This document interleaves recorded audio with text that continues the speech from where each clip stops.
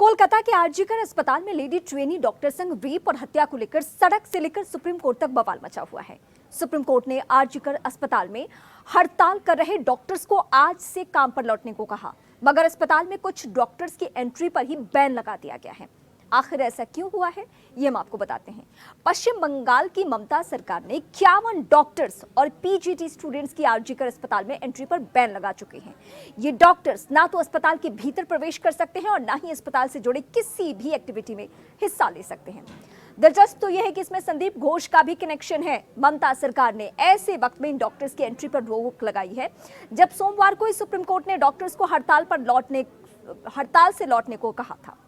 दरअसल 51 doctor PGT छात्रों को आरजीकर अस्पताल में प्रवेश न करने का निर्देश दिया गया है। कहा गया कि इनमें से कई मेडिकल स्टूडेंट्स पर कुछ आरोप लगे हैं, उन्हें पूछताछ खत्म होने के बाद ही आने को कहा गया है। सूत्रों का कहना है कि ये डॉक्टर्स संदीप घोष लॉबी के हैं, यानी ममता सरकार ने उन डॉक्टर्स की एंट्री पर बैन लगा दिया है जो संदीप घोष से जुड़े हैं। न्यूज 18 के पास ममता सरकार के आदेश की कॉपी है जिसमें इसका जिक्र भी है। आरजीकर मेडिकल कॉलेज और अस्पताल में 9 सितंबर 2024 को विशेष परिषद की बैठक हुई। इस दौरान आरजीकर मेडिकल कॉलेज ने यह फैसला लिया। आदेश में क्या क्या है वो बताते हैं।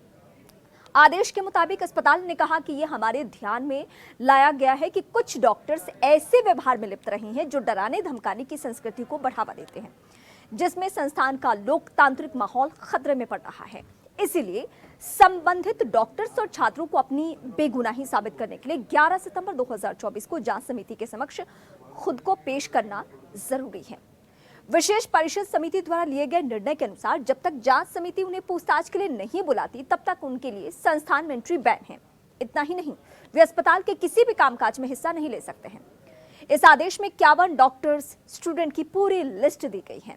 अदालत के आदेश के उलट ममता सरकार का ये फैसला ऐसे वक्त में हुआ जब सोमवार को ही सुप्रीम कोर्ट ने आरजीकर अस्पताल में हड़ताल कर रहे डॉक्टर्स को काम पर लौटने को कहा है।